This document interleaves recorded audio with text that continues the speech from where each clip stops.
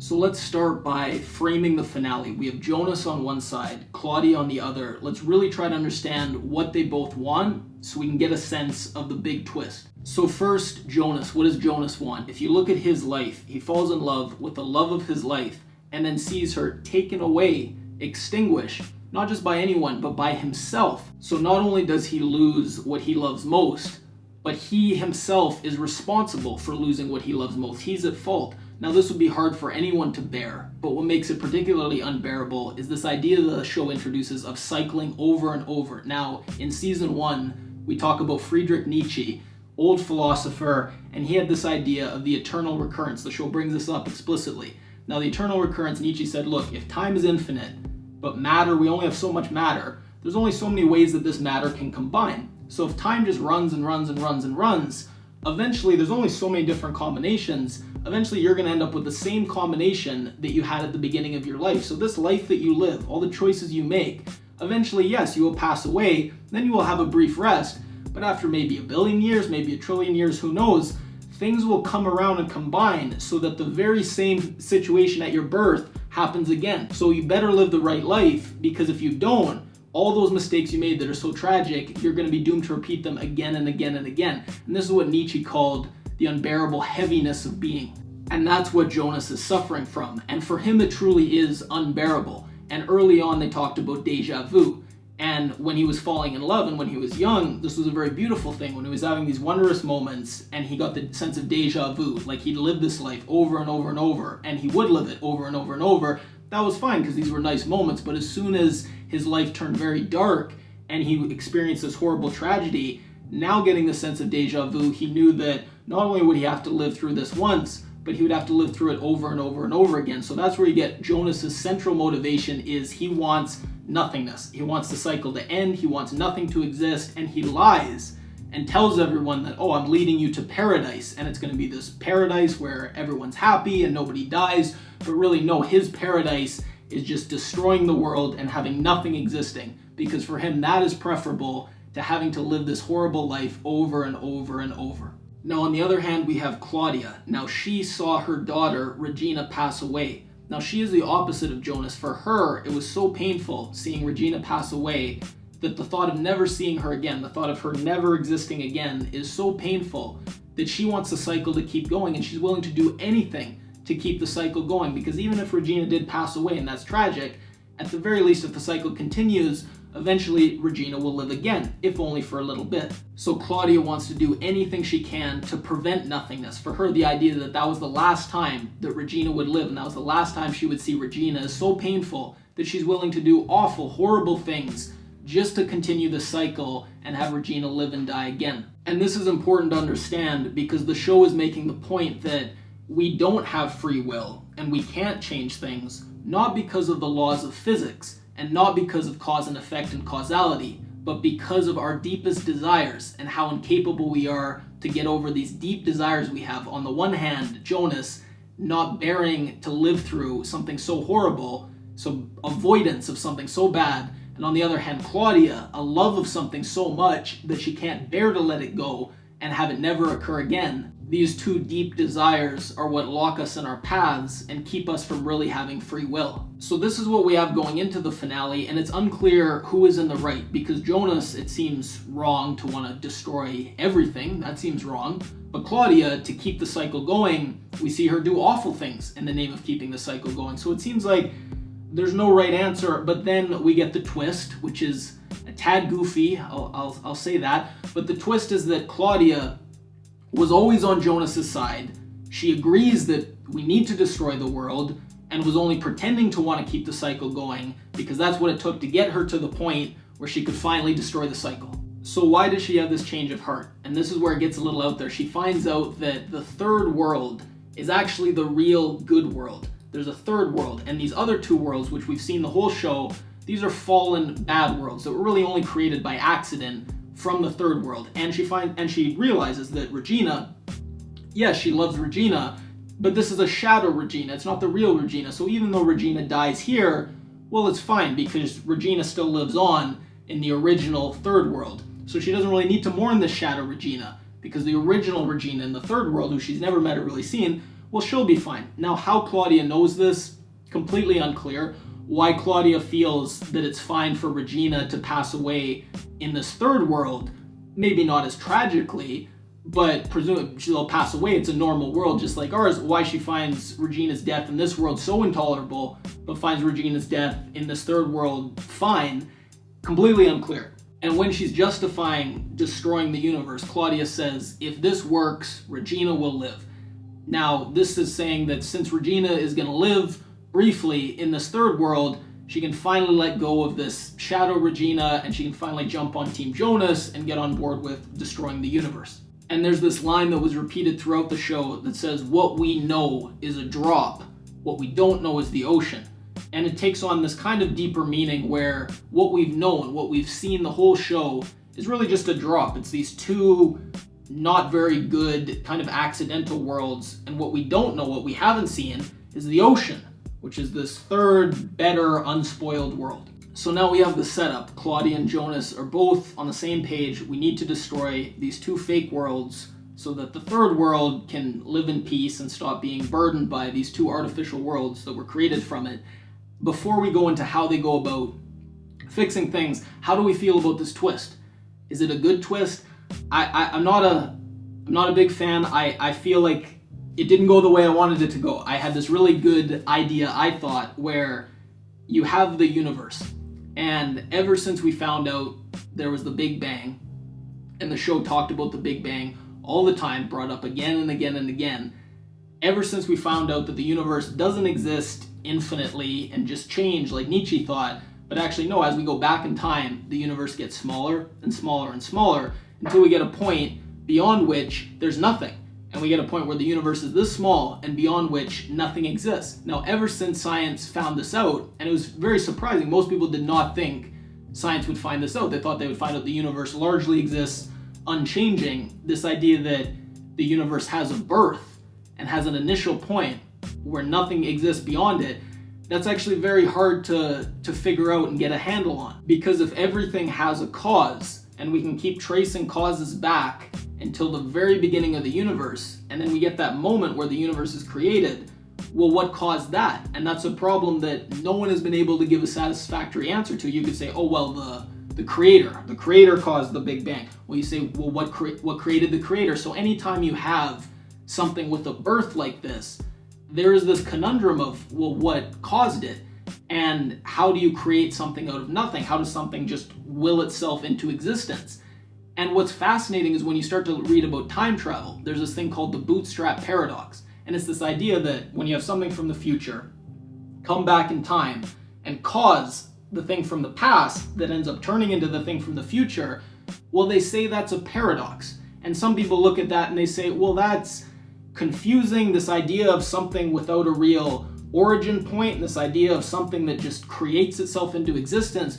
Well, that can't exist, so therefore time travel is wrong or it's dangerous, but it's the complete opposite. We know that the universe is that very object. The universe is an object where it has a beginning, you go back in time, but there's no first cause that has no other cause. The only way for the universe to really exist is if time travel exists. So far from being impossible or dangerous, time travel is in a sense necessary and indispensable to the creation of the universe as we understand the universe. If the universe always exists and doesn't really have a birth, then it's fine. We don't need time travel. And the universe could just, we say, well, it always existed. But since we know the Big Bang is true, then the only explanation that gives an explanation for how the universe came into being, in my mind, is the Bootstrap paradox, which I think you hear paradox and you think, oh, that means time travel doesn't make sense or is impossible. No, it proves time travel is indispensable. And it really seems like they're going to go in this direction. All throughout the show, they've been talking about origins. The motto of Adam's group is called Sic Mundus. The full phrase means, and thus the world is created. We see the inscription multiple times this season, let there be light. All signs seem to be pointing towards, obviously, Adam, the first man, Adam and Evie, they talk about all the time. I don't know why they say Evie, but all signs seem to be saying, building to this beautiful conclusion where this mystery of the universe and kind of the mystery of the Big Bang is all tied up with this beautiful story about time travel. So why they chose to instead do this twist and say, well, yes, time travel does cause the creation of this universe, but it's because of time travel in another universe, and we don't really know what caused this universe to come into existence. They just pick all these questions down the road. So all these interesting questions: where do we come from? What could create the universe? How does something come from nothing? All these things that they were teasing and exploring all through the show, ultimately they don't answer any of them, because all they do is say, well, this third universe created these two universes through time travel. And if you say, well, what created the third universe? Well, they don't explore that at all. And with a little wink at the end, they seem to imply that, oh, well, the same thing that created these universes also created this universe. So then you're just back to kind of the infinite regression, turtles all the way down. So I don't know why they went in that direction. And it's interesting because since we've existed, we've always wondered, where do we come from? It's one of the first most fundamental questions. And we've always looked out at the sky and out at the stars to try to find that answer. And there's this image I love, little child and looking through the telescope and, probably pondering, where do we come from, and trying to find the answer out in the stars. But I think the answer is not what's not in the frame. It's not the stars that they're looking at. The answer's found right in the picture. The answer to where we come from is that sense of wonder and curiosity and that drive to understand, and that drive to understand the world better, that leads to the telescope, leads to technological advancement, and eventually leads to the time travel that causes us to come into existence. So that drive to understand where we come from, it's that drive itself that causes us to come into being. So I think that's a very cool idea. This show twists it and says, no, this drive that Tannhaus has to spend his whole life devoted to figuring out time travel, this is actually rather wicked. And it's his inability to let go of the past and his wanting to change things. This is hubris, and this is what leads to these two fallen worlds that cause such awful things. So rather than seeing this drive to understand and create as the kind of beautiful thing that causes the creation of the good universe, no, it's this wicked thing that should have never happened and creates these two bad universes. So how does it end? How do they fix things? And by fix things, I mean, how do they destroy these two fallen worlds? Now, what Claudia tells Jonas, old Jonas, Adam, is Claudia tells Adam, look, you think you're destroying both these worlds by destroying Martha, but actually this is what keeps the cycle going. You're mistaken. What you think is going to destroy is actually the thing that in fact keeps the cycle going. Adam says, oh no, what do we do? Well, she says, and Adam says, look, well, we can't change things. We're stuck doing the same thing over and over. So how do we fix it? And Claudia says, well, there's a loophole. When you go and create this big apocalypse that actually, results in the cycle beginning anew, you create so much energy and so much, stuff going on that the laws of physics break down for a moment. And usually we're locked into cause and effect. And usually you're not able to go back in time and change anything. But now, for this brief period, you can actually go back and change things. So now I know that, you kind of screwed up by causing the apocalypse that restarts the cycle yet again. But we have this brief time where you can actually go back in time and fix things and change things. So you've got to go back in time and two things. You got to go back in time and make sure that Martha is safe so you don't end up capturing her and then destroying her, because that's the thing that keeps the cycle going. So you got to tell young Jonas to go keep Martha safe from you. But then you've also got to go to the third world, find Tannhaus, save his kids so he doesn't feel the, unspeakable sadness that causes him to want to create the time travel. So you got to save his kids so he never feels that drive to create the time travel, which is, what created the two worlds. Why they have to do both these things is completely unclear, because if it's Martha being destroyed that keeps the cycle going, and Martha is rescued by Jonah, well, then that should be enough. The cycle should end. Or they could just do the latter. They could just forget about Martha, but go to the third world, protect Tannhaus's kids so he never creates the time travel in the first place. No reason for them to do both other than they want to have these nice scenes with Jonas and Martha together. But anyways, we have the plan. So Adam finds young Jonas right after he's extinguished Martha 1 from the first world that we were looking at. So right after Adam extinguishes Martha 1, he finds Jonas and says, look, go to world 2, find Martha 2, because I'm about to kidnap her and then destroy her, and that's the thing that keeps the cycle going. So you have to go before I kidnap her, go, and this time you will be able to change the past because we're in the loophole. So go find Martha 2 in World 2 and save her.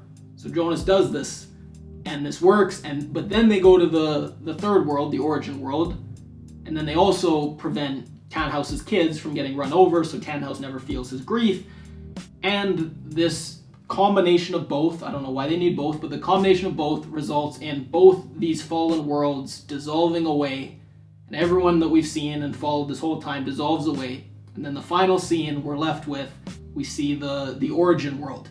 Now this world looks a lot like the worlds that we've seen. It's a little better. There's a couple things here or there that seem better, but it's still not very good. The characters seem kind of miserable. Hannah certainly seems miserable. She muses about, oh, wouldn't it be better if this world didn't exist? And wouldn't it be better if there was nothingness? So the characters don't seem particularly happier. The dissolving of these two worlds made the origin world a little better because one of the dinner guests looks over and says, oh, it looks like your eye's better. So the world is, not great, but it's a little better because these two other worlds have dissolved away.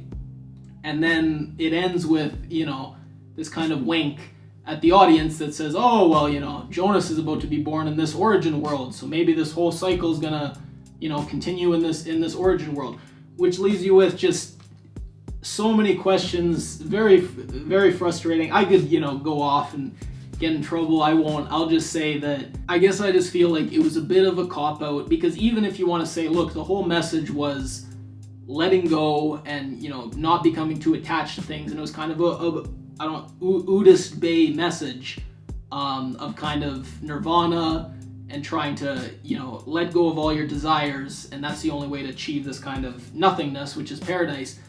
But they didn't really go and say that, because Claudia, she still felt attached to Regina and loved Regina, just in another world. And she didn't really overcome her desire to be attached and see things live and continue on. She just found out that, oh, well, this world, I shouldn't really be attached to it because it's fake, but Regina will live in this other world and she'll be fine there. So I feel like that undercuts the message if you want to say, oh, this is saying that, attachment, love is bad, and you should, let go of things and learn to let go, and it's kind of a pro-nothingness message.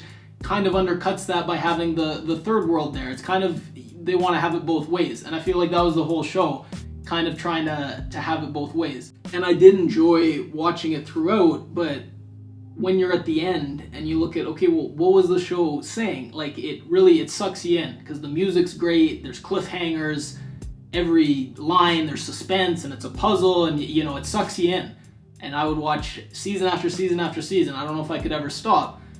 But after it sucks you in with that talent and that skill, well, what does it say? What's it saying? What does it do for you? And if you say, oh, well, not every show has to say things, and it's just kind of fun to go on Reddit and do theories and, map out the relationships, and it's just kind of making you think. Well, okay, but you're going to take a show and you're going to mine all these concepts, starting from the garden, and you have A&E in the garden, and like one of the first stories, and all these cultural concepts, and all these things that people have fought for and are so important to people, going all the way to Nietzsche, 2,000 years of stuff, and you're going to create this whole show and incorporate all these elements. And then if at the end of it you say, well, it's not really saying anything, it's kind of whatever you look at it, and it's all perspective, and it's just fun, it just makes you think. Well, I'm a little disappointed in that, I'm not gonna lie. So that's as negative as I'll get, but I find it a little disappointing.